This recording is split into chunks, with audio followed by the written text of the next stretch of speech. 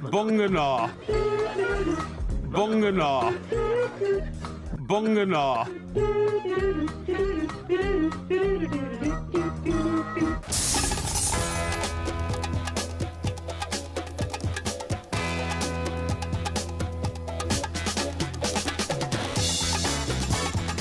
Good afternoon, I'm Mike Graham, he's Mike Parry. You're listening to the two mics on the warm down. It's all been happening at the top of the table this afternoon, and it's not over yet. We're going to be bringing you the battle for third place between Manchester City and Liverpool, but it's looking like the title race is all but over. A few minutes left at White Hart Lane. Tottenham still leading by 2-1. They will stay second if it stays like that. 08717 223344. Also coming up on the show, as it is Sunday afternoon, we'll have a little spiritual guidance for those of you requiring it in the form of a Porky sermon. Not sure quite what form that will take yet, but we'll keep you informed. You're listening to the two mics with me, Mike Graham, and Mike Parry on the warm down on Talk Sport.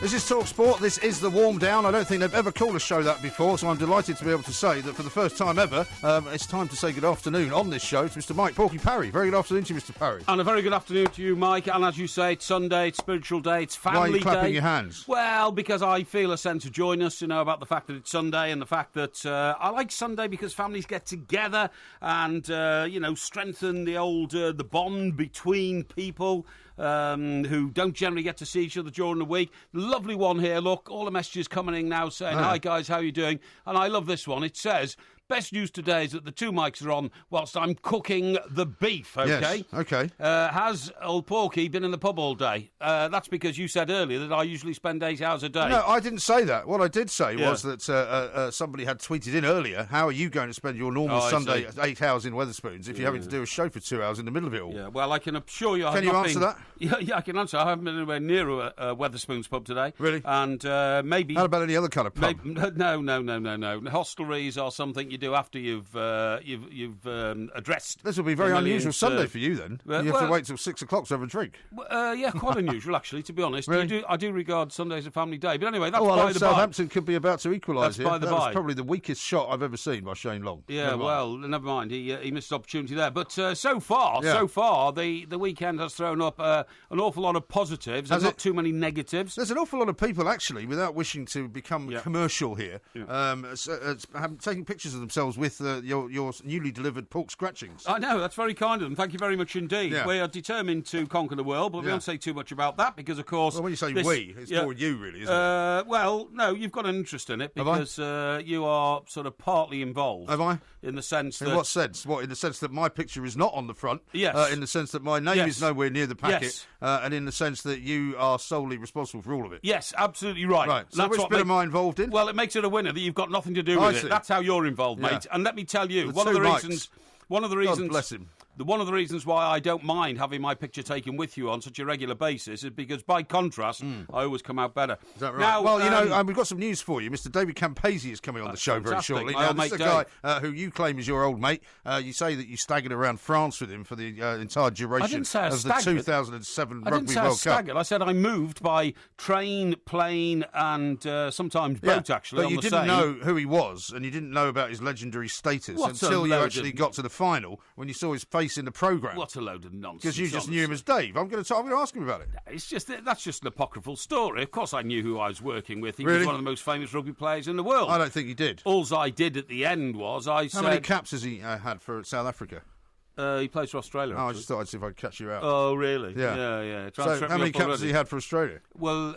The reason I'm not going to tell you the you don't know the answer, do you? Of course I know the answer to it. Well, what is it then? Well, I'm not going to tell you because the point is we're not even talking to Dave yet. He's coming on the next section of the show. Yeah. What I do want to talk to you about is the immense warmth that the Everton fans showed towards Romelu Lukaku. There's no story about Everton. Yes, there Currently, is. there is no story. Oh, you're telling me that the fact that Romelu Lukaku, which you said was the biggest story of last week, is not going to... That was the biggest story of last week. Yeah, and we're now into a new week, and we've got more stories to tell. Okay, tell them. Well, the first story we need to tell is what on earth happened to the England rugby team yesterday when they lost to Ireland, right? Yes. That is a new story that we haven't discussed. We will be discussing that with David Campese. Yeah, exactly. Well, I'm going to say that they were overtrained. I'm going to say but that's in the next section. I'm going to say that no, it's not. The curse of Gareth Southgate has hit Eddie Jones, right? Because he started hanging around with Gareth Southgate, and they turned up against Ireland yesterday, and nobody knew what on earth was going on. Right? They were about to break the record for the most wins in a row, 19. They were about to win the Triple Crown. They were about to do the Grand Slam. They did none of those things, and nobody can understand why. Didn't know you were such a big rugby fan. Well, you should have known that, because of course you would have known if you had any interest in my life, which you don't, that when Graham Henry wrote his book about the rugby experience that he had in Wales. Graham Henry? Graham Henry was the coach of the All Blacks. Oh, right, okay, yeah. He was also the coach of the Wales national team. He was also the coach of the British and Irish Lions when they went down under to Australia and unfortunately lost because the team wouldn't do what he told them to do.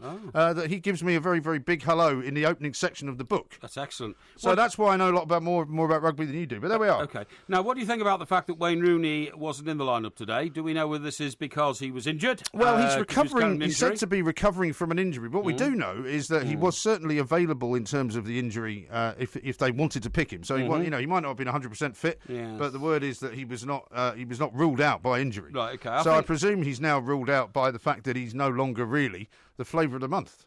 Well, the point is, Manchester United won, so you have to say Jose made the right decision. If he decided that just coming back from the brink of injury, so to speak, is not a reason to put a player even on the bench, then he made a good decision, didn't he? He did. And also, the great thing about that game, and another matters arising from that game, was the incredible goalkeeping blunder by Victor Valdez, who used to be Pep Guardiola's goalkeeper at Barcelona. I know, quite amazing. He's now playing at Middlesbrough. Did you see it? Yes, I did see it, Incredible. Absolutely incredible. But it's full-time at White Hart Lane as well. You see, this is why we're not talking about Lukaku. There's so much going on. We're not interested in talking about last week's stories. Mr. Ian Abrahams is there. Moose, what's going on? Full-time Spurs 2, Southampton 1. So Spurs do close the gap on Chelsea to 10 points. That's irrelevant. Thank you very much indeed. So that means neither Manchester City nor Liverpool can leapfrog over Spurs and get into second place. So the battle for third place gets underway in about, 15 minutes' time or thereabouts? It does indeed. Very exciting game this is going to be. It certainly is. Lukaku scored 2 yesterday, by the way. I'm not interested in Lukaku. That's yesterday's news. It's not. There is no story about Lukaku. Because he's now become the leading scorer in the Premier League. Doesn't matter. Sorry, you don't think that's important? Well, not really. Not today. No, today we are looking at the top of the table. No, but it is today. Today is where he stands. He stands at the top of the scoring chart in the Premier League. I'm sorry. It makes no difference. As much as you want to brush it away. So if you were sitting in the afternoon news conference, as you used to do, of all national newspapers, right,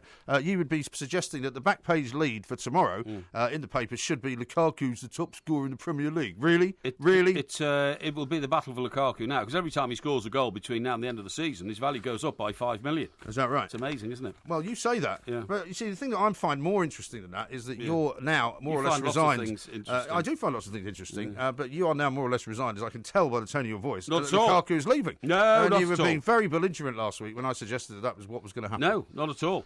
Now, how about this from Mark? He says, "Hey, MG, can Porky do his sermon on the perils of bladderisation on a Sunday afternoon before the start of the working week? Hashtag plank." I think that's a very good point that you made. It's something that I do adhere to on a regular basis. You do not bladderate, even in moderation, the day before you have work to do. Well, to be honest, you're very lucky that I'm actually sitting here, because I was very nearly... Oh, I'm very lucky, am I? What about our millions of listeners? Are they very lucky? Well, they are, because I was very nearly... Thank you. I was very nearly waylaid. If you let me finish the sentence, right, you would realise that it's not about me being self-aggrandising. Right. Okay. It is about me saying that I managed to escape from Hastings this morning, because I took the kids down to this skate park they like to go to on a Sunday morning, because I promised I would do that, and regardless of whether I was working or not. I took the dog for a nice long walk on the beach. Yes. Tide was out. It was absolutely beautiful. In fact, I forgot to put the picture out. I'll have to do that. Gorgeous, scenes. Yes. Got dogs running around, all very sort of playful. Suddenly realised that there was a half marathon being run during the course of the morning. Well, you'd wondered what these 12,000 people with trainers on were doing. No, I couldn't see anyone, because the thing is, as you know, being a veteran of the Great North Run, exactly, I am, because you walked it. The fact is, they start at some point miles away where you can't see them. Yes, but they end up like the seafront, because that's where they finish, right? Yeah. So they close roads on a sort of a scale from the beginning of the race to the end of the race. And you're saying you nearly didn't get away? Well, because what was going to happen was they were about to shut the road, and where I'd parked, I wouldn't have been able to get out. Right. So I would have been stuck in Hastings. Well, that would have been a tragedy, wouldn't it? And you would have had to make that terrible... you remember the last time I was late and you had to start the show on your own and everybody said how awful it was? It sounded like somebody with a ham radio. Everybody said it was better. No, they said it was awful. But actually, funnily enough, then at the end of your journey, there was another drama. There was another great drama. Well, there was, yeah. Which I was subject to. Well, that's right. Got to just down the road here at the bottom of Hatfields, and suddenly there was blue lights everywhere. There was about 25 armed police, like heavily armed police, with guns and everything. Yeah. And the traffic at a complete standstill. Apparently somebody had been stabbed. Well, I walked past. I didn't realise that your car was in the, the cars in had the been melee. stopped. But I said to a very senior police officer, you could say I was a man of authority. How do you know he was senior? Well, he had loads of stripes on his stripes. On his, well, you mean a shoulders. sergeant? No. He had loads of what you call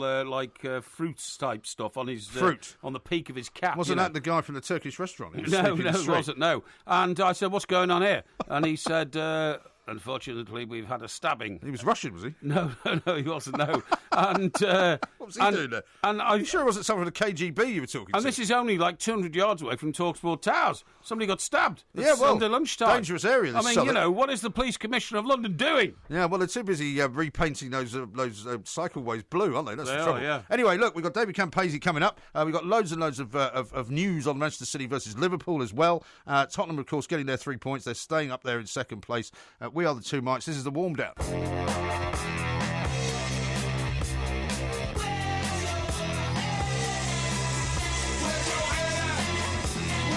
Just about 10 minutes away from kick-off up at the Etihad. Don McGuinness is up there for Talk Sport. Manchester City taking on Liverpool. It's going to be a great game this, Dom, I hope. Well, hopefully, yes, but quite how will Manchester City react? Dom, thank you very much indeed. That gets underway just under 10 minutes from now, in fact. But one of the big excitements of yesterday, of course, was England playing Ireland. You bet. Over in Dublin. England was supposed to be going to set a new record for the most games unbeaten. Well, were they? Yeah, they were. It was always a huge ask, wasn't no, it? it wasn't. I mean, was. England, because Ireland a very good the trouble team. is, Ireland have not been playing very well in the Six Nations, as you will know, being such an expert on rugby, right? Now, the real expert on rugby, of course, that we're about to talk to, the legend that is David Campese, is joining us. Campo, a very good afternoon to you.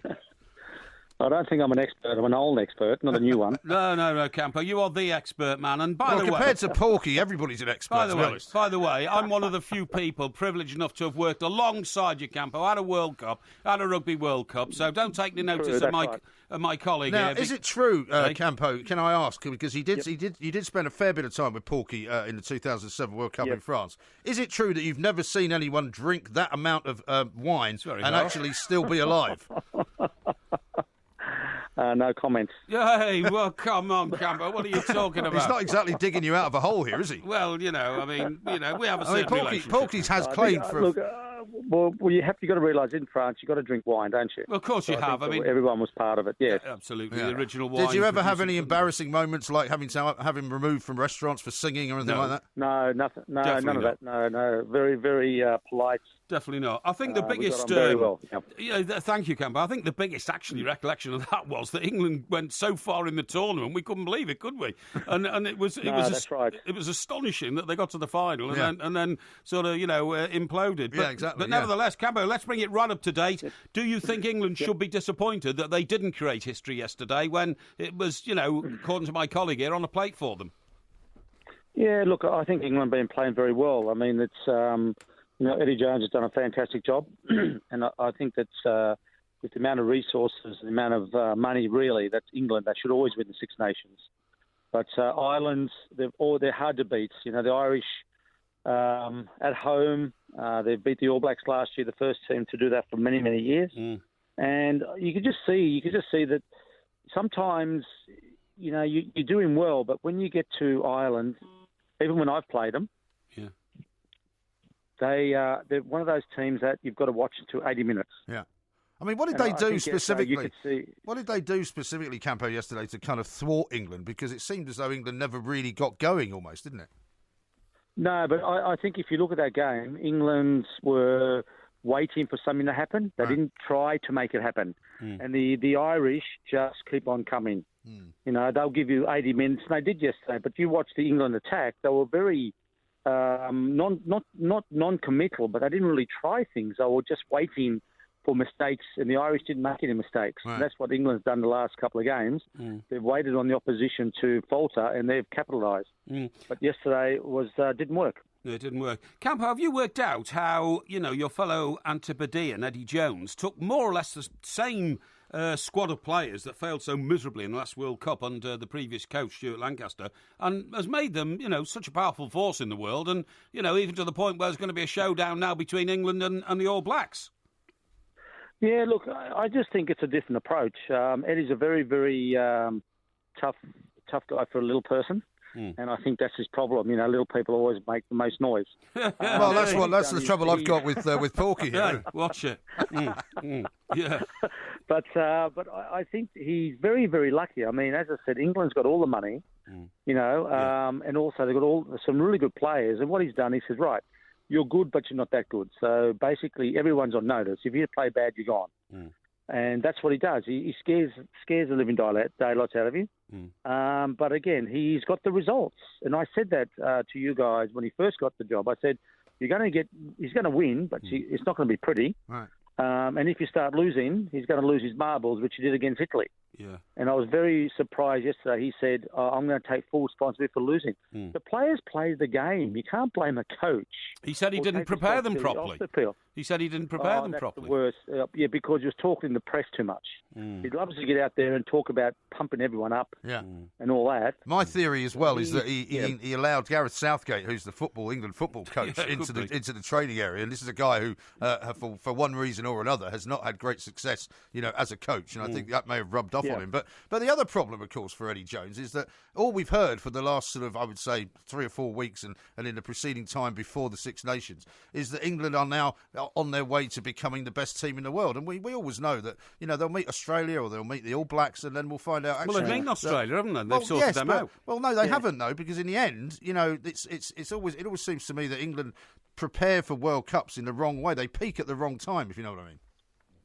Yeah, look, you know, I just think at the moment England are very good. They're playing very good rugby, you know, and if you have a look at the last couple of weeks, the games they've played, yesterday, obviously, it's very difficult, you know, when you are going for a record. There's always someone who wants to stop you, you know, and the Irish are stubborn, you know, and that's what they proved. Right. Where England were caught against Italy, they were caught wanting because they didn't know how to react.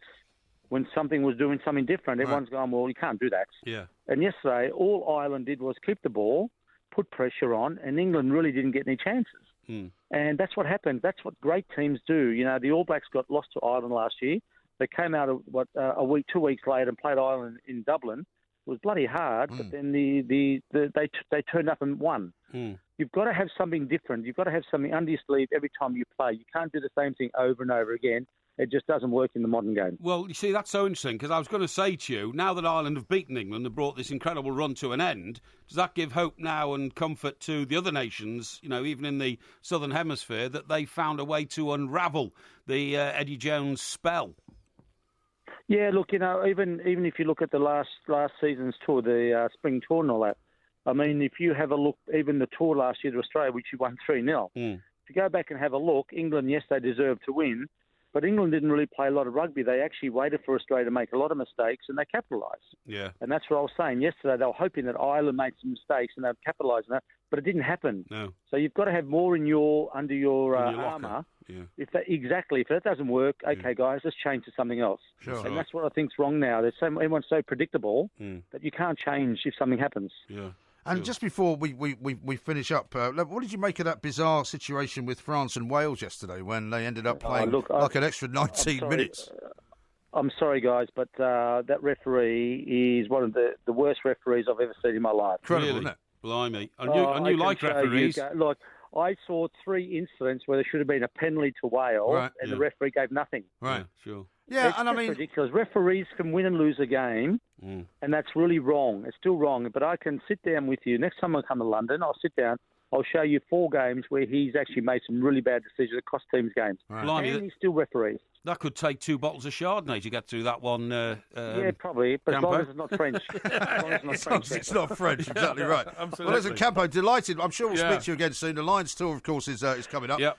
So we'll be talking to you very soon. That's right. David Campese, what a lovely man. David, thanks ever so much. What a great guy. And also very, very sort of loyal to you, not to give away the real truth of what it was actually like working with you over a period of time. You just invented some myth in your head. He said no comment. When I asked him about your amount of wine you drank. Because I said to him earlier, when I spoke to him, I said, don't praise me, don't overpraise me, I feel embarrassed. Wait, when you spoke to him when? I got a message to him earlier. Did you? I didn't want to tell him. Oh, I see, okay.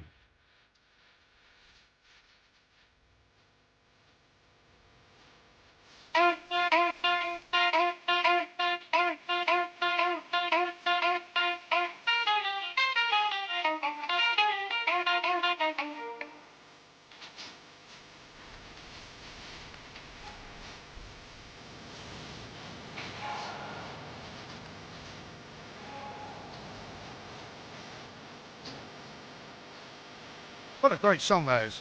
Terrific song.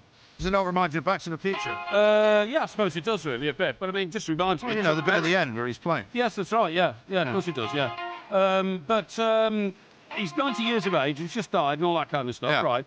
And everybody who actually became a pop idol of mine. Yeah. So I'm talking about Rolling Stones or the Beatles or Bob Dylan or you know. No, Dylan was an idol of yours. No, he's not. But I mean, he was a magnificent you know, hero of modern music. Exponent of. Yeah, they all said it was all down to Chuck Berry. Certainly did. John Lennon once said before Elvis there was nothing, but also before Chuck Berry was nothing. There was nothing in the way of rock and roll.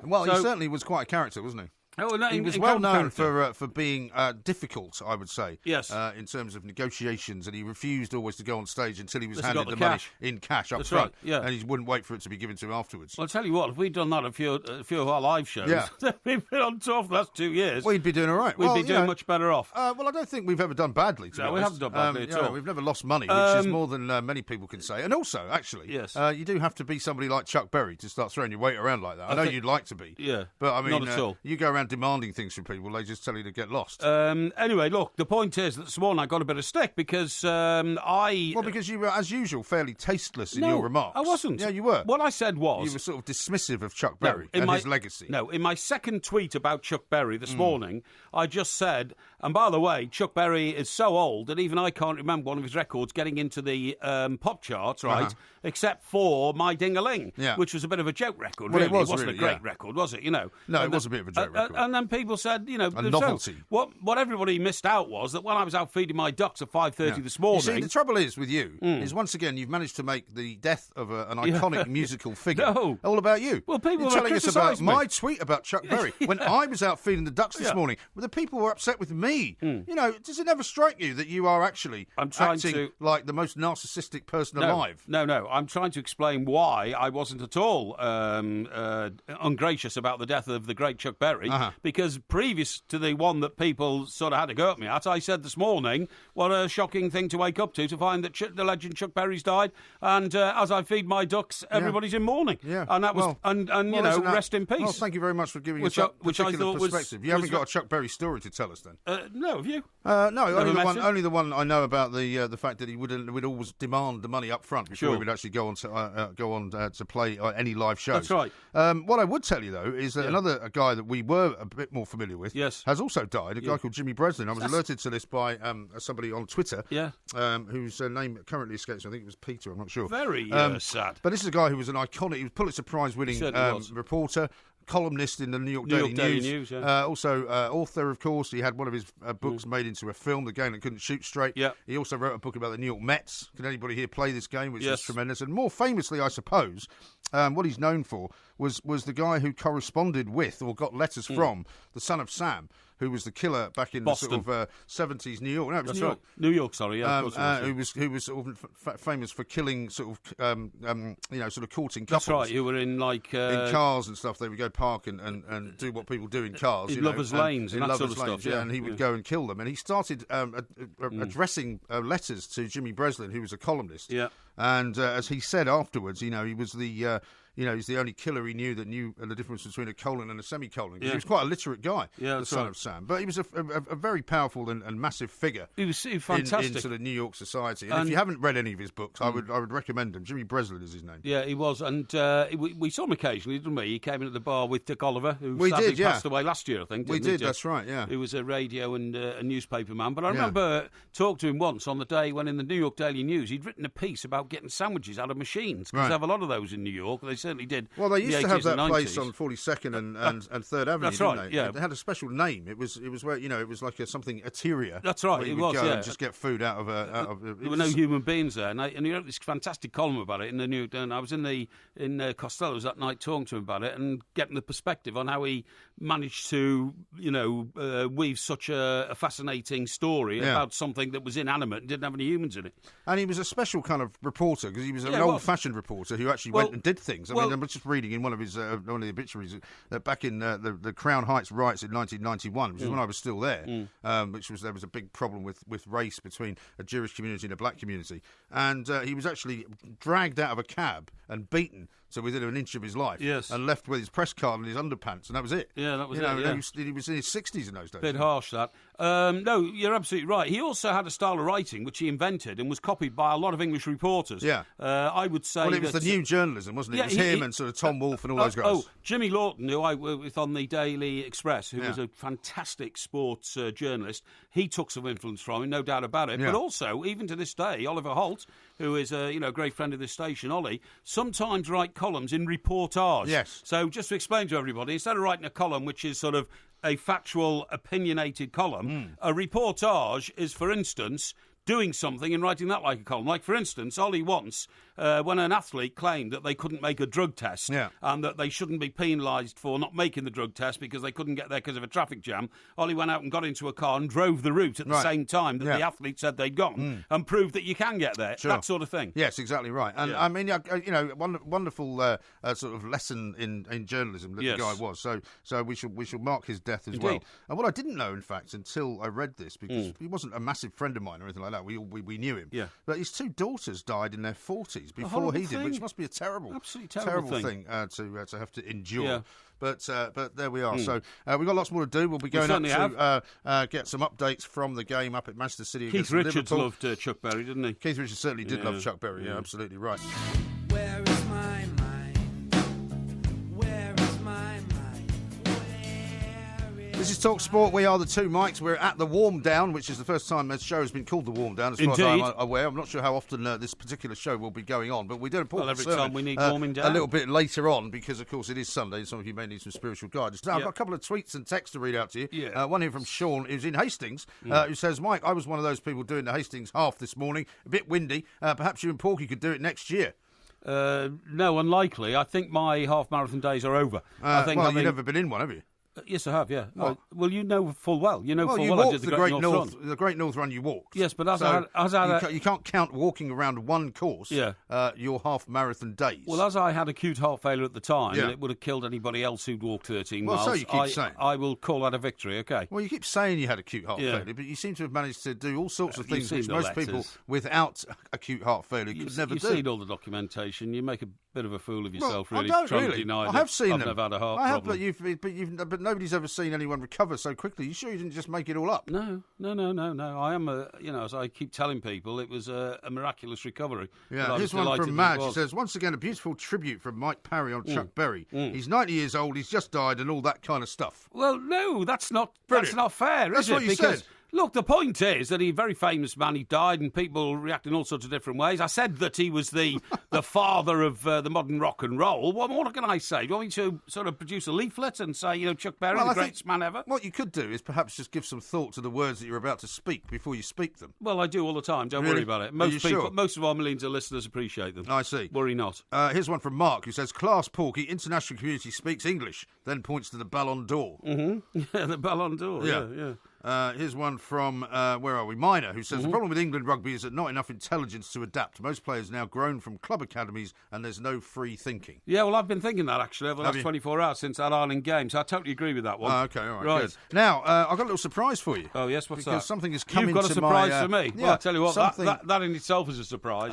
Well, indeed. I mean, something has come into my possession, which I think I'm not supposed to see. Right? Yes, what's that? What it is a brochure... A brochure? From the Friends of Chester Cathedral. Oh, really? Have they contacted you? That's you to join. That won't be a brochure. That will probably be the quarterly newsletter. No, they haven't actually been in touch with me, no, but I just found this as it came into our sort of mail bag. Haven't you? Well, no, it came into our mail bag, basically. Oh, did but it was addressed to me by mistake, I think, from the people downstairs. I doubt that very much indeed. Well, incorrect. Anyway, there's a very nice letter from the Dean of Chester. Yes, that's right. Who starts it off as, Dear Friend. That's right. Is that you? Yes, that's me. You're a friend of the Chester Cathedral. Yeah, I am. Yeah. Now, it says here that there have been... I suppose you're talking about this because it's Sunday and it's the Sabbath Well, I mean... I'm just quite surprised that you've never mentioned all of this stuff that they do, because, I have told you, I am a friend of Well, you claim that you're a friend. You say that you put £100 a year into it, right? Excuse me, why would they send the quarterly bulletin? Well, that may well be, but they say that they've had some significant grants made in 2016. Yes. To the tune of about £11,500. OK, yeah. Did you contribute to any of those? I'm not prepared to say, I'm sorry. You said you gave £100. No. £100 is my annual subscription to remain a friend of Chester Cathedral. Is that right? Over and above that, I do not talk about my graciousness. Do you know some of the things that they need the money for? What do they need them for? Well, you're supposed to know this stuff, Yeah, aren't you? well, yeah, we have lots of events. Apparently they need some new bell ropes. Bell ropes, in the Addleshaw Tower.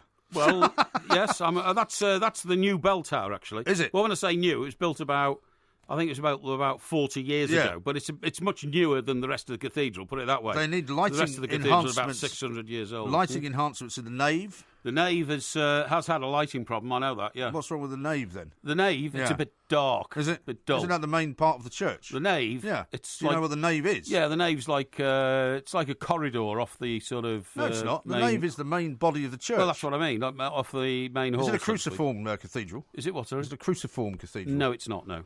What's the style, then? The style? Yeah. Well, the style's evolved over 3.5 centuries. Why are you smiling? Well, it wasn't cruciform because, actually, we didn't think in those days, this is going back a few centuries, we had enough money to build that amount of cathedral, to be honest. It was supposed to be a small cathedral. It's now a big one. Really? Yes.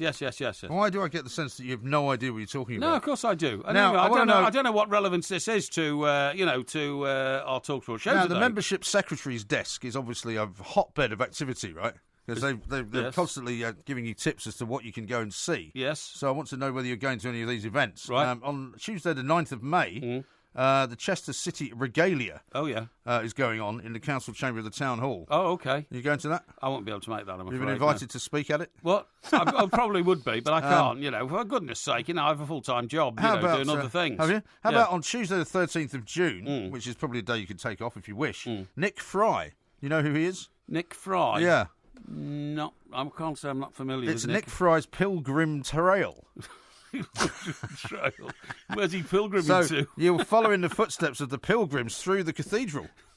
Presumably in the pilgrims nave. Are these? Well, I don't know. You're the friend of Chester Cathedral. Yeah, I am. Yeah, sure. Yeah, but I'm not sure. How about Mrs. Jo Sykes? What do you know about her? Mrs. Jo Sykes. Well, I mean, it's the sort of thing you would be into. I don't know. She a sort of distant relative of Bill Sykes, of Charles Dickens fame. Yeah, what, with the dog? Yeah. No, I don't think so. She's the chairman of the Mystery Plays Board. Oh, okay. And she's going to give an explanation of the plays, of Chester Mystery Look, Plays. if I'm ever... you see, this well, the biggest mystery about Chester is why you never go there. Listen, that's the big mystery. If I'm ever there, I always call in, see the people at the Friends of the Chester Cathedral office and remind them of, the fact that I'm always there if they need help. Now, helpfully, well, they do need help, and I'm going to give you this form, right, because the form here says that you wish to make a donation to the Friends of Chester Cathedral towards cathedral flowers. Cathedral flowers? And I'm afraid the minimum donation is £30.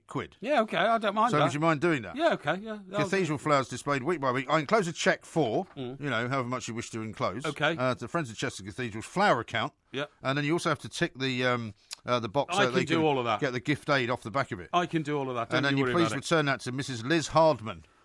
Yeah, I mean, my contribution to my local community in Chester is quite significant. What do you do? Were you there at Christmas, What do you do? What? Were you there at Christmas? I couldn't get up there at Christmas, December? could I? Because you missed the Soy Dog Foundation carol concert. Did I really? Yeah.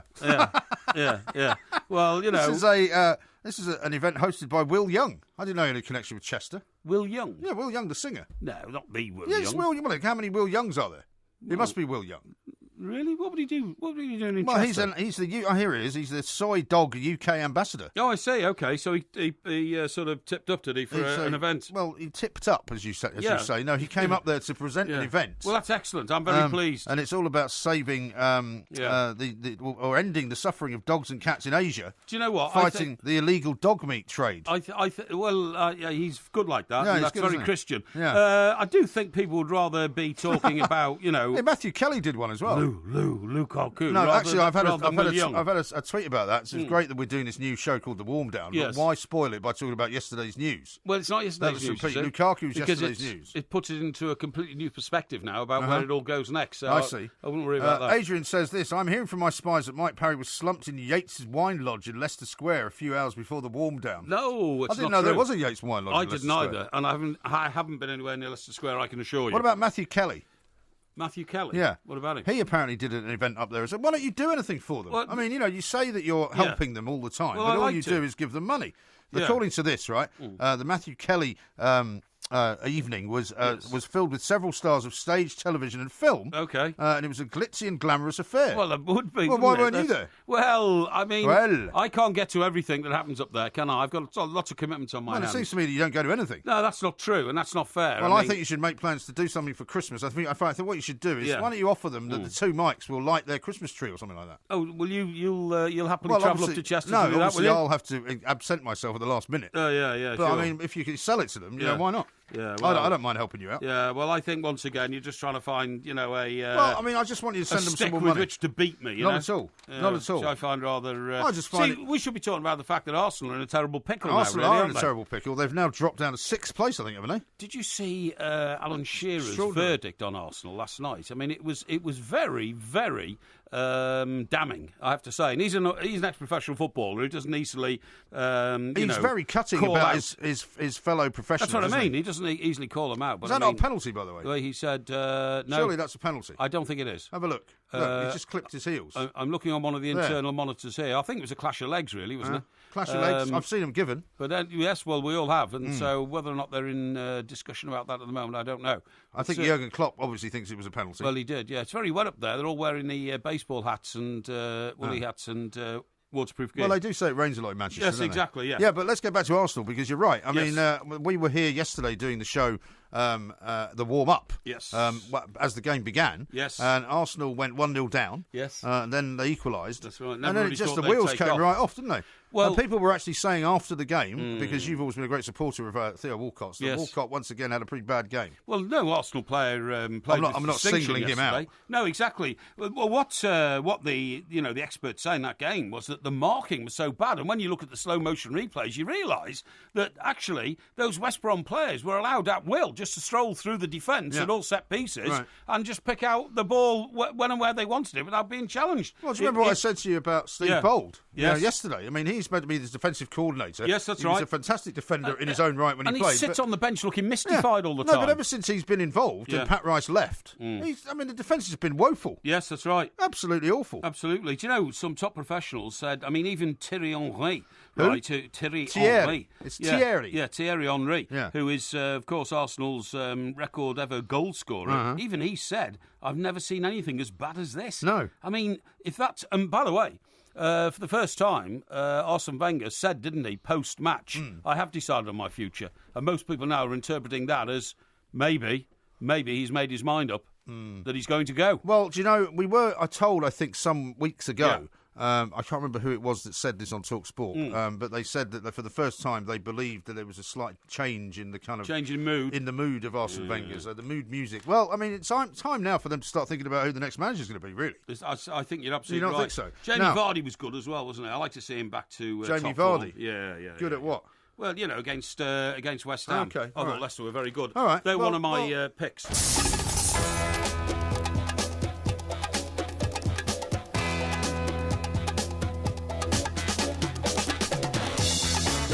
Good afternoon and welcome to the Warm Down. It's a new show. We're not sure if it's only going to be one only of its type, but we shall see. It's a Sunday afternoon. I'm not normally here. Porky sometimes works on Sundays, but there's going to be a Porky sermon coming up a little bit later on. We'll keep you abreast of all the developments up at the Etihad.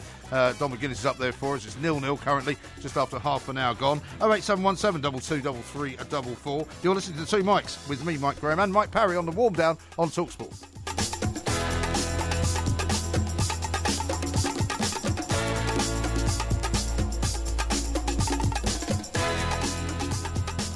Now, quite a few tweets have come in. A couple of them we are interested in. Madge says this: Will Young and Matthew Kelly. It's no wonder they need to raise money up in Chester.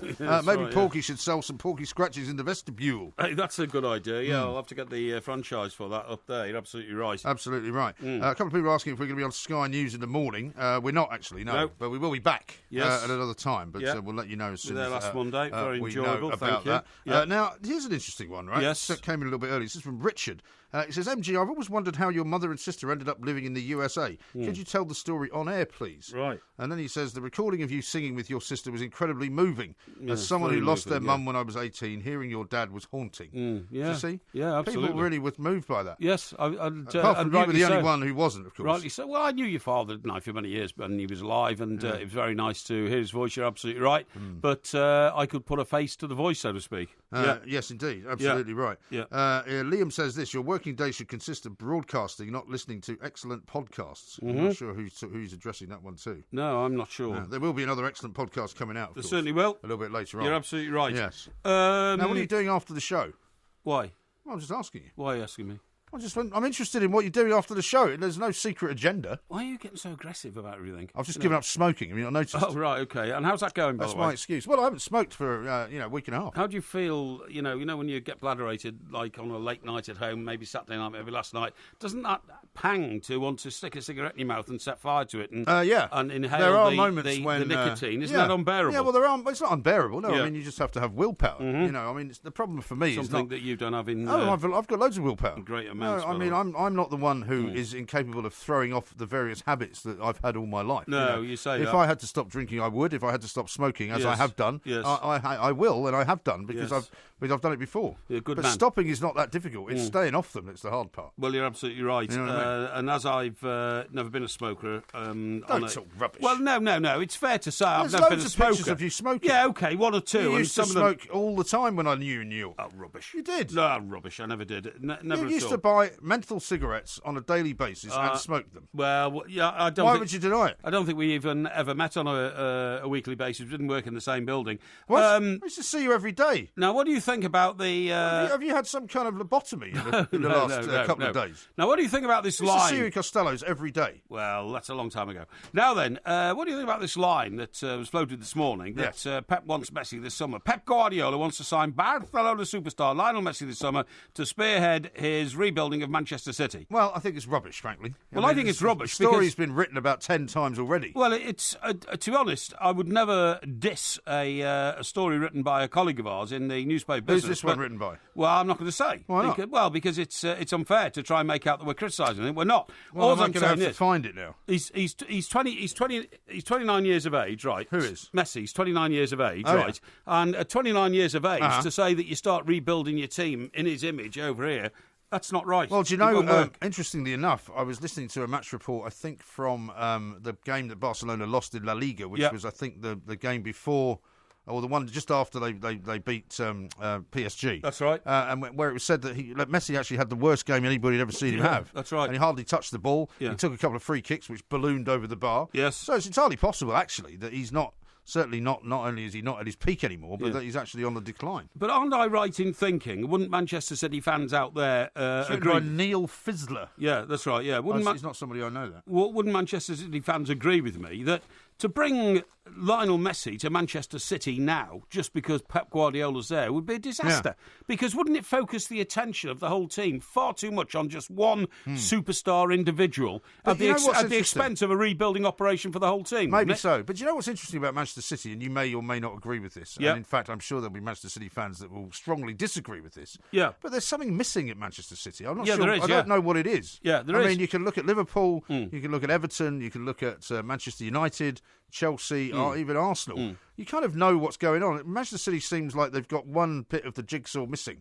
And I'm not quite sure what bit that is. Well, to be honest, I don't think they've got the jigsaw puzzle put together. That's the very point. I don't think they brought the pieces of the jigsaw puzzle together and put them yet into the frame that makes a complete picture. I mean, City are playing at the moment against Liverpool, no score at the moment, but I just think it's a mad idea if anybody at Manchester City harbours the ambition to bring Lionel Messi to Manchester City. To start off, it's a bad idea. It's a bad idea. It'll be his second coming, not his first, because his first has already happened at Barcelona, where he's a legend, and it simply won't work. It simply will not work. How did that goal not go in, by the way? I don't know. That should have been a goal. That should have been 1-0 Manchester City. Manchester City forwards there had an opportunity to open the scoring there against Liverpool, and the ball sort of went across the face of the goal. It was like they were playing on ice. Yeah. They all seemed to lose their feet. They all seemed to fall over. Yeah. Yeah, so, I mean, I doubt that it would happen. Yeah. And I don't even know if Messi would want to come in the first place. No, A, he wouldn't want to come, but B, what Manchester City fan in his right mind would want Lionel Messi to come to Manchester City? Well, I don't think any fan would want to turn him down. Well, he would, because No. the thing is, No, if he no, ever no, left no. Barcelona, No. it's Are because... you joking? All right, Yeah. well, how about if Yeah. Ronald Koeman was given the opportunity to bring Lionel Messi Yeah. to Everton, you'd say, no, don't bring him. I'd say, no, You might don't bring upset him. Ross Barkley. No, I'd say no, don't Come on, bring him, Fitz. because, listen, but Lionel Messi is the sort of guy, if you bring him... You take Sure him, you haven't been drinking. Definitely not. You take him out of Barcelona and take him to any other club, then you have to take the infrastructure that goes with Lionel Messi, i.e. Well, it's the worth players having. around him. The players No, around you him. don't have to take the players around him. He plays for Argentina with a completely different set of players. And how does he do for Argentina? He does very well for He Argentina. He doesn't do well at all. They don't do as well as Barcelona do, Exactly. but no international team does as well as No. any No. club No. team, apart from Germany. No. And you know why? Because almost all the players in Yeah. Germany who Yeah. are good play for Bayern Munich. You haven't And thought. that's You why. haven't thought this through. You cannot simply take I Lionel haven't thought it Messi through. out of Well, you've the. only just asked me about it. Yeah, I know, but you. I'm giving you my reaction. Well, how fast does your brain work? Not very, Very fast, quickly, then. much Not very faster fast. than yours. What I'm saying Trust me. is, you take Lionel. It would be like saying take Pele out of the Brazil team and put him into another team. So you wouldn't want him either. Well, no, because You lack ambition. No, I don't lack ambition. do. I don't lack ambition at all. Yes, you do. What I'm saying is, it would be wrong on so many counts because Why? because he would be far too big an individual for any club just to suddenly be That's rubbish. transplanted into. And secondly, as I say, the whole infrastructure of Barcelona is designed to make Lionel that's Messi nonsense. stand on a stage all right. as the best player in the world. You If couldn't Manchester construct that City, at City. Manchester City would like to be thought of as one of the top clubs in the world, right? Yeah, so they yeah. would like to be on the same level as Real Madrid, Yes. as Barcelona, as Manchester That'll United. take 30 years, by the way. It might take 30 years. Yeah. It might take a lot longer. But the point is that Real Madrid don't have any trouble importing people like Ronaldo when they brought him in from Manchester United. Now he's a guy that came with a lot of baggage and a lot of entourage types. But you he know. wasn't the best player in the world. Well, he was practically the best player He in the was a world. very good player, I agree, but he hadn't cemented himself into a club for over a Well, decade but- as the best player in the But world. he is now the best player in the world. Yeah, but what I'm saying And is... so, therefore, Messi is not, and so now's a good time to take Messi to Manchester City. What I'm saying is to try and extricate Lionel Messi from everything that is Barcelona, the club which is built around him, would just be too difficult to transplant him anywhere else. He'll here's never go anywhere else. Let me give you He'll my never play for professional- anybody else. Let me give you my professional opinion of this story. Do you think anybody's interested? Yes, I think they are. Yeah, okay. Particularly those who follow this particular programme because of me, not because of you, because they know where to get the sense from. This story is buried on the left-hand column of the back page of the Sunday Express.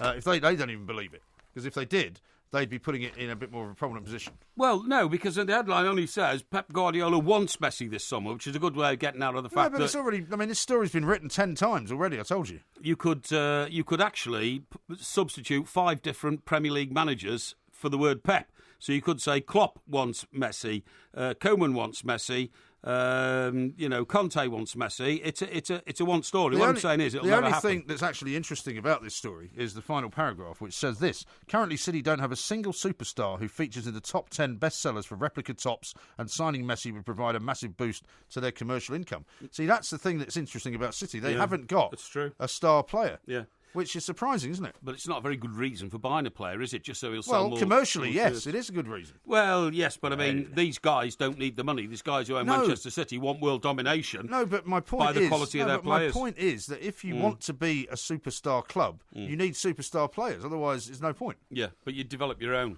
Yeah, well, good luck with that. I'm going slightly mad. I'm going slightly mad. It finally happened. Half time up at the Etihad. Let's check in with Don McGuinness. And it's been a lively first half, Dom. Yeah, but somehow it's half-time. Manchester City 0, Liverpool 0. Yeah, well, I mean, a lot of people did say this was going to be a high-scoring game, so maybe the second half will reveal that indeed will be happening. Now, a couple of tweets on your Messi tirade there. Right. Mr. Chili says, of course shirt sales matter, you plank. The money Real Madrid paid for David Beckham was paid back in shirt sales alone. I agree. So that's you disagreeing with your own point. No, I'm not. I'm saying that the people who own Manchester City would never look at a commercial proposition ahead of the quality of the player they were buying just to satisfy shirt sales. I understand that point. However, I do believe that it's it's an indication of the malaise, if you like, at Manchester City because they don't have a big name, and so therefore it would probably make them feel a lot better about themselves if they did. Do you know what I mean? Yeah, I'm sure they would. Not necessarily because they need the money, but just because they'd like to be somebody. They'd like to have a player in the top 10 in terms of shirt sales. Here's one from Steve. He says, "Is it possible that Porky, like Messi, is on the decline?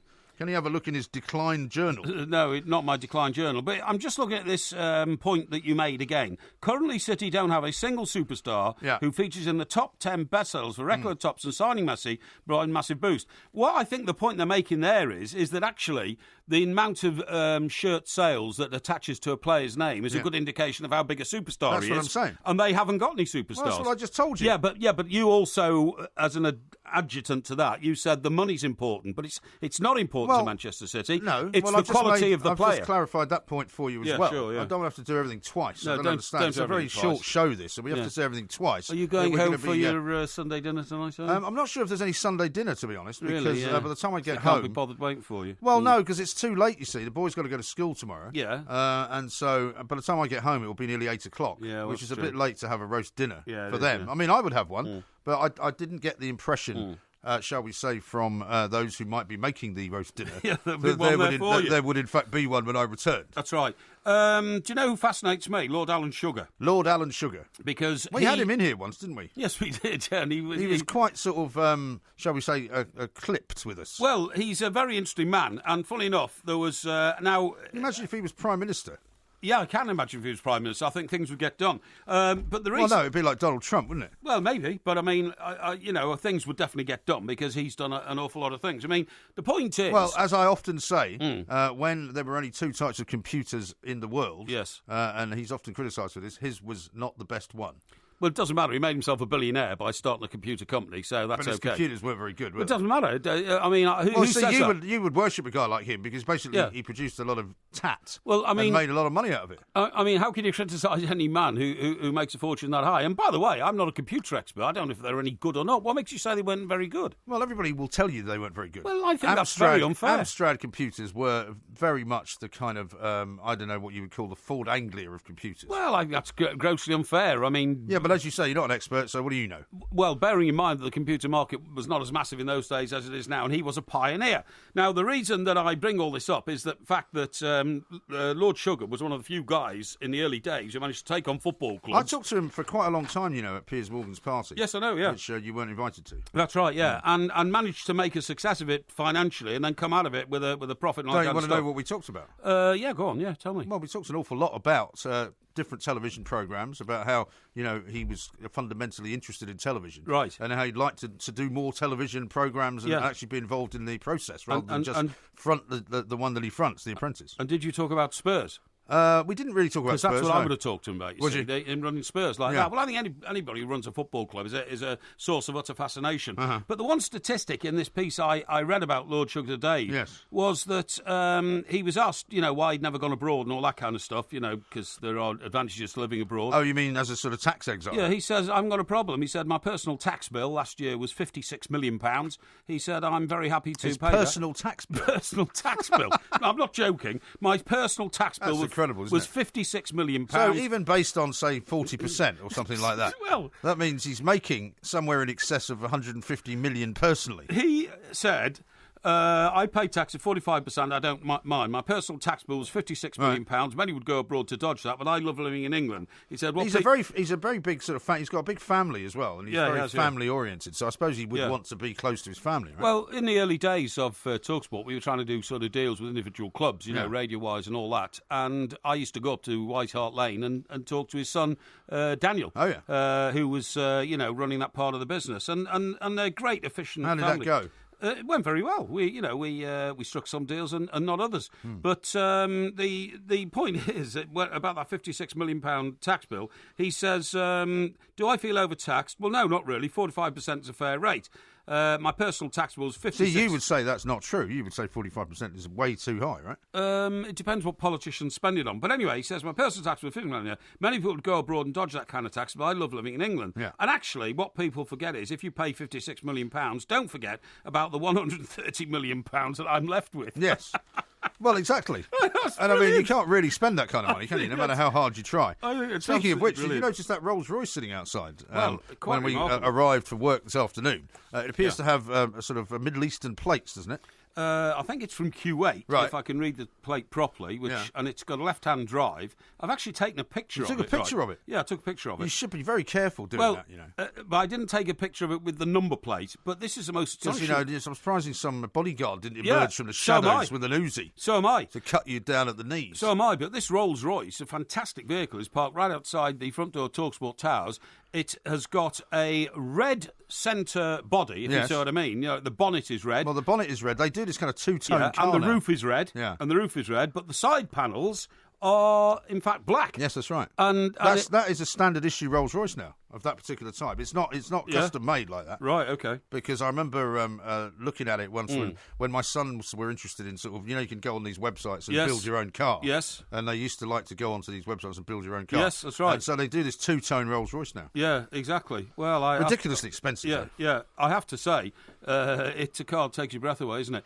But anyway. The thing that's odd about it is when you see a car like that just parked on the street, it looks kind of wrong, doesn't it? Well, it looks like it shouldn't be just parked on the street. If I had a car like that expensive, I wouldn't park it on the street. You know, I would be so worried. Whoever's here obviously hasn't got anywhere else to park it. You know our great friend at Spurs, Mr. John Sims? Yes. You were pictured with him just the other week. That's right, I was when actually in at the America. Everton game, yeah. He sent me a note saying that, what are you talking about? I would love to have Messi at Spurs. So I suppose a lot of fans from clubs in this country would. Frankly, I just think it would be very disruptive to have a superstar like Messi suddenly... I can't believe you really mean that. No, I do. I mean, you are honestly telling me that if Messi decided, rather than taking Koeman to Barcelona so he could be his new manager, that he decided to go the other way, that you would not want Lionel Messi. I promise you, I would not want Lionel Messi at Everton. Because no, it would be ridiculous to try and...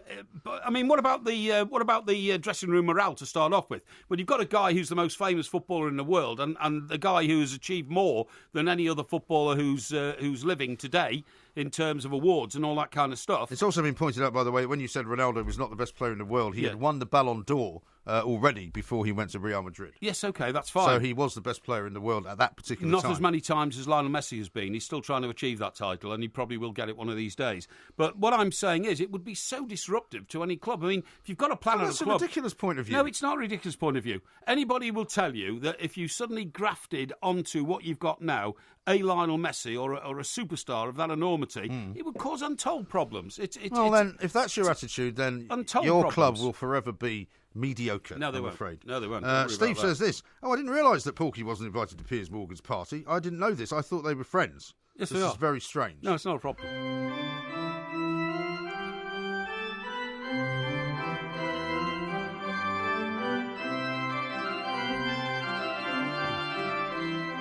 Now, it's very uplifting, that sort of music on a Sunday, isn't it? Is it? Yeah. Yeah. What do you mean, is it? Well, I think it's rather morose. Morose? I like...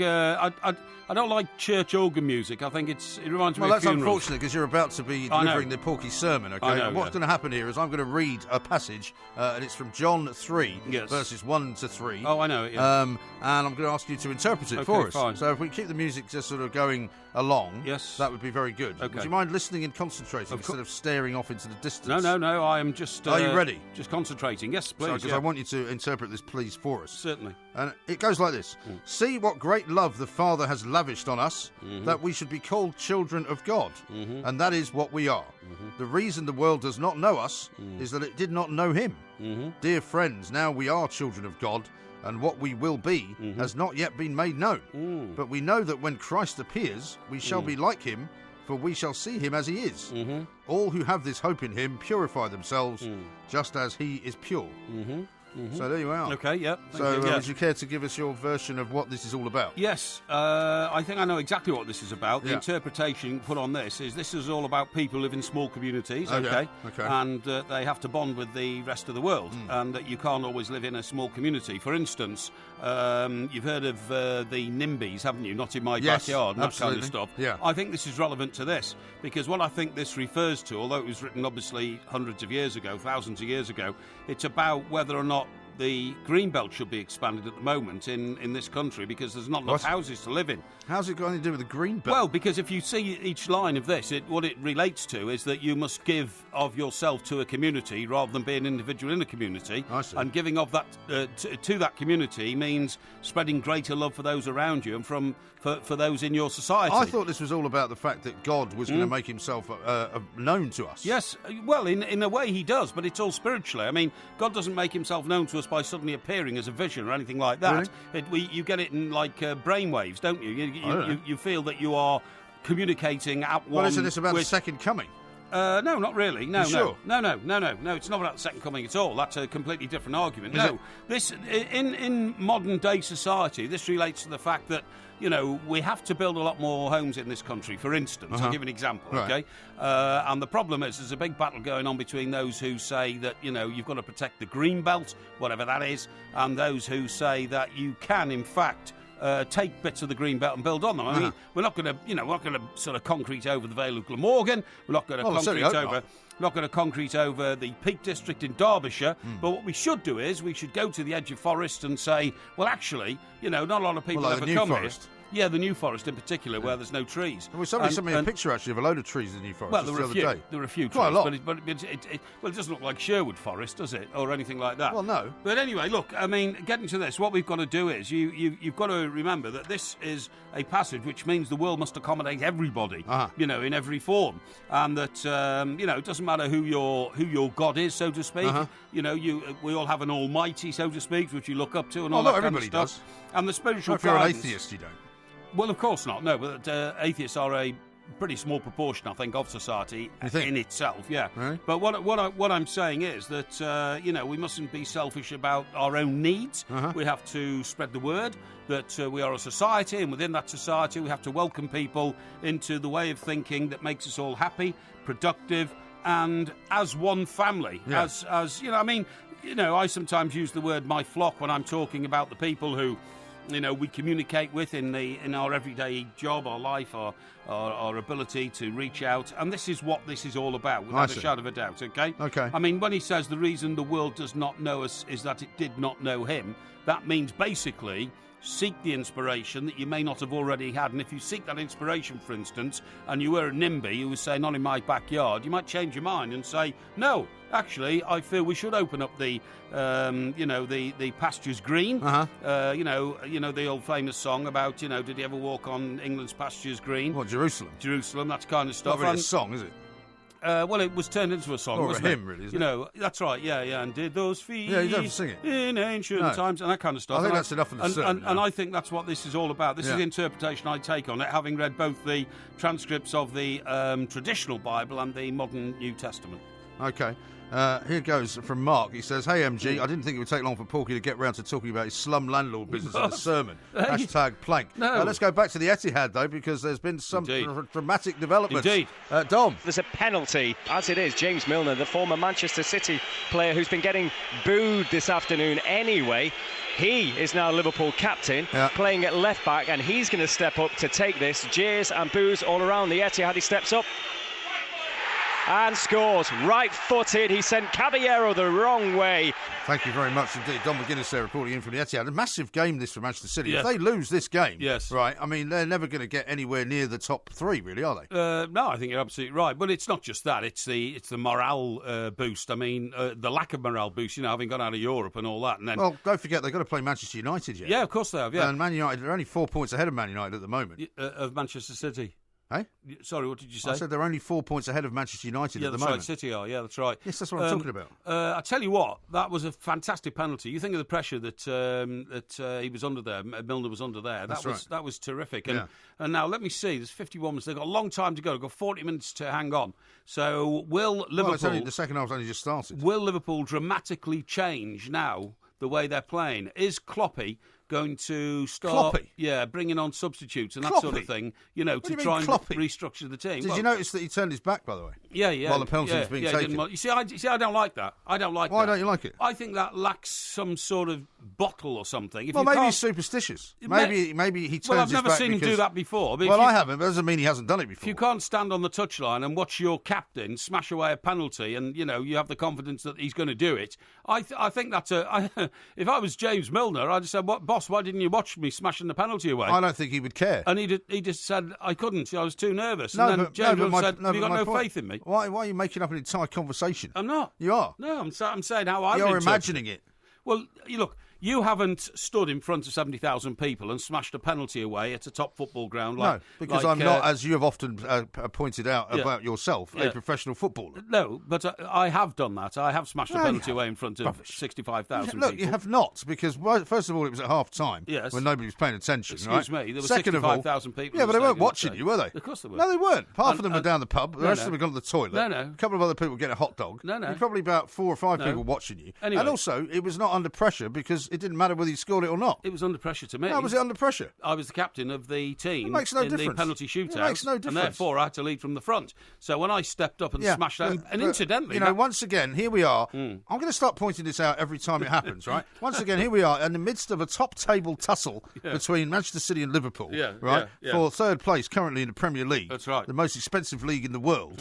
And you're turning it into another story about you taking a penalty. I'm not. You're talking about yourself again. I'm just saying the pressure on you to score a penalty in a huge football ground like that, you won't have experienced, and I have, so I'm just bringing that to bear. But it's of no relevance, and nobody could care less. Guess who commentated on the penalty that day? Oh, right, let's hear some more about your penalty. It was Dom McGuinness. Was it? Dom is our reporter at this ground, so I'm telling you, everything's fitting into place here. How fascinating. In terms of the synchronicity. Synchronicity, you mean? Yeah, that's exactly what I mean of it. Okay. It's amazing the way things fall into place, isn't it? Yeah, Jay says this, Porky's less attitudinal towards your family nostalgic recording as he's not spent the day in Wetherspoons today.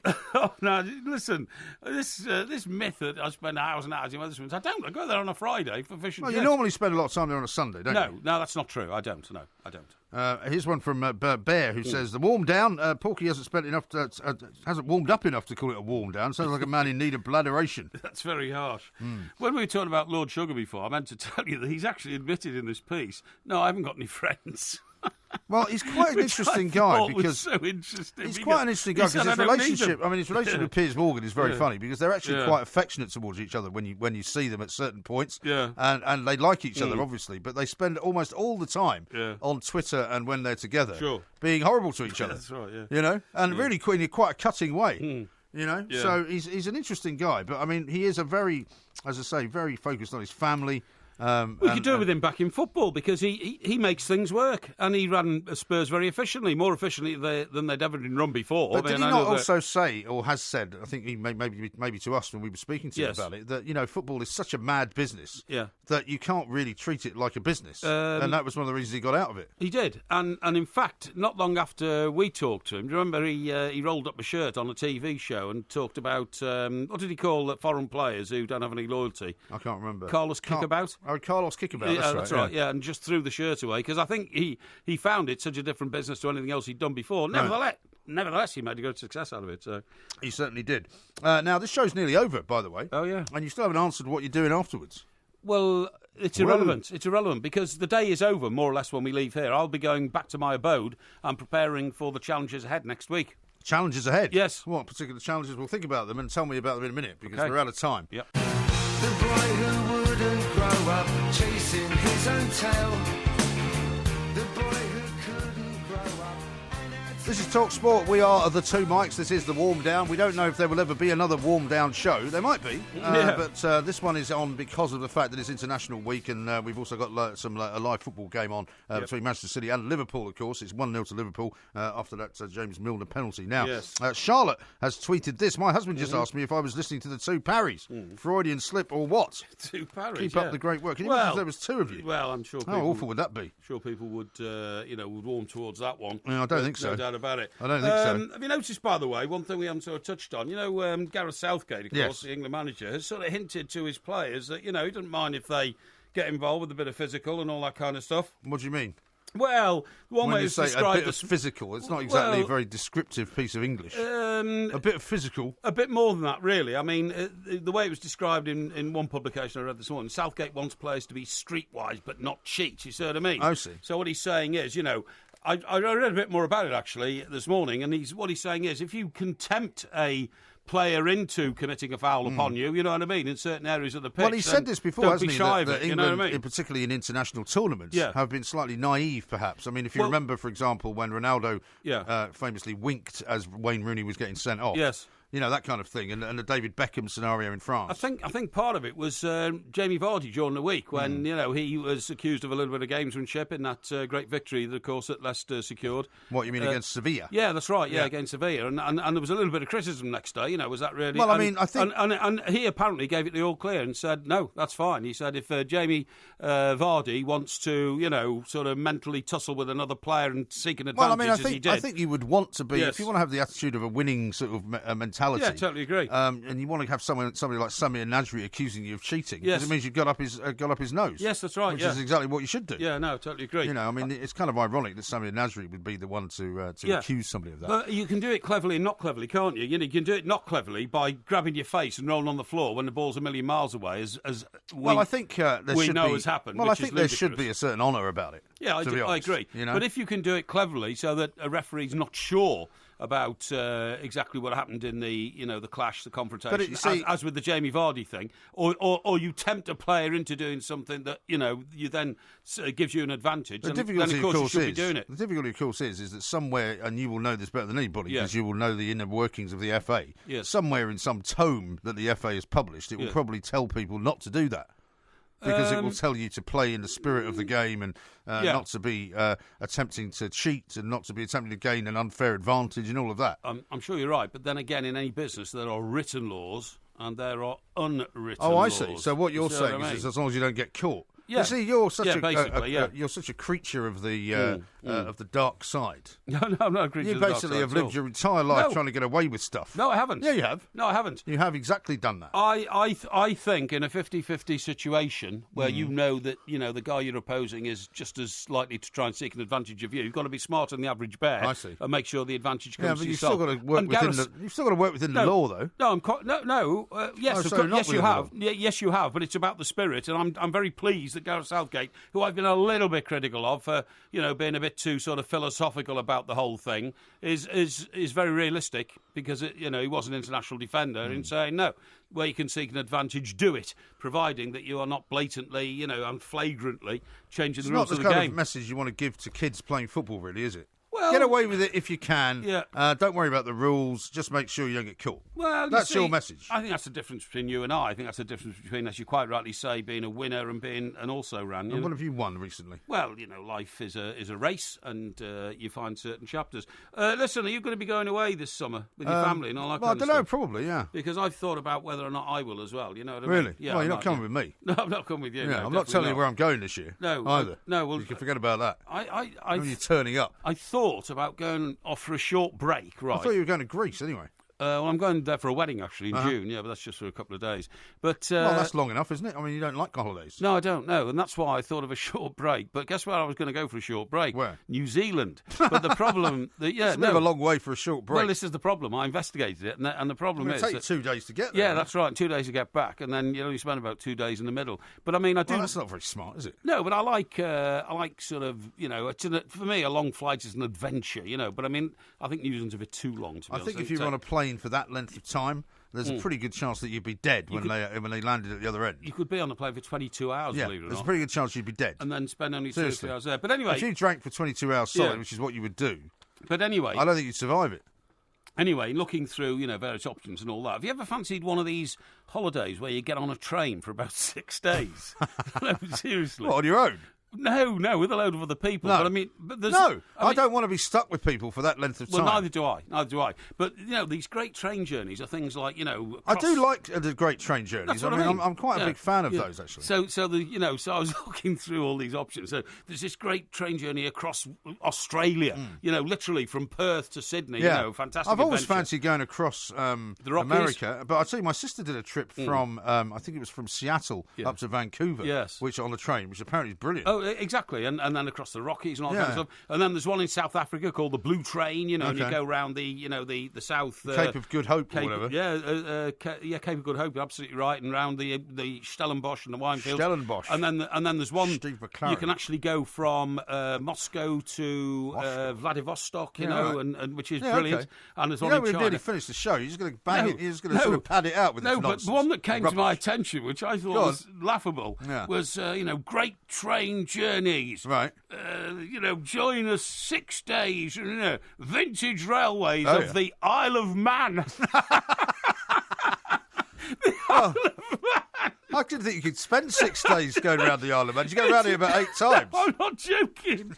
It's just 6 days on a train, puffing around the Isle of Man. I mean, you've been to the Isle of Man. Yeah. Is it worth exploring to that extent? Well, the thing is, what I don't understand is that if you got on a train for 6 hours, you'd circumnavigate the Isle of Man. How can you do 6 days? What would you be doing on a train for 6 days? Maybe it's a very slow train. Honest to God, it says here, magnificent scenery on your escorted adventure, vintage railways of the Isle of Man, 6 days from £645. I suppose that's quite cheap, isn't it? £100 a day. Well, if you sleep on the train. But where would you go? I don't know. I've never been to the Isle of Man. No, well, I have. Yeah, I've been to the Isle of Man a few times. I think you get across it in half an hour in a car. Well, it's not that big, is it? No. So, I don't know. Do you just puff up and down on a steam train? I guess so, yeah. Yeah, and we're going back to the other side of the island now. Let's turn around and go back. I got on, those little trains that they have sometimes, the steam trains, and I got on it with the kids once, and I thought it was going for a quick trip and back. And I was on the thing for about 3 hours. Yeah, that's right. It went for an hour and a half, and it's the most boring thing I've ever done. A couple of things to mention just before the show is over. Neil Ashton will be coming in shortly, but one from Raymond who's tweeted, can you give a shout out to my wife Gemma, who is at Big Toaster UK, the proud recipient of a pub card helping at Porky Scratchings. She's at where, sorry? Very nice. What? She's at where? Big Toaster? No, that's her Twitter handle. Oh, I see. Right, okay. Big Toaster UK. What's her name again? Her name is Gemma. Gemma, great to have you as a listener. Thank you very much indeed. Have a great day. And also, did you know, as you would have heard in the news there, that Celtic are only 1 game away from retaining the Premier League title in Scotland? That's 3 points, obviously, and it won't be next weekend because of the international break. No, but it'll be very soon. On DAB Digital Radio and 1089 and 1053 AM. The Warm Down with the 2 mics on Talk Sport. Chimpanzees love horror films.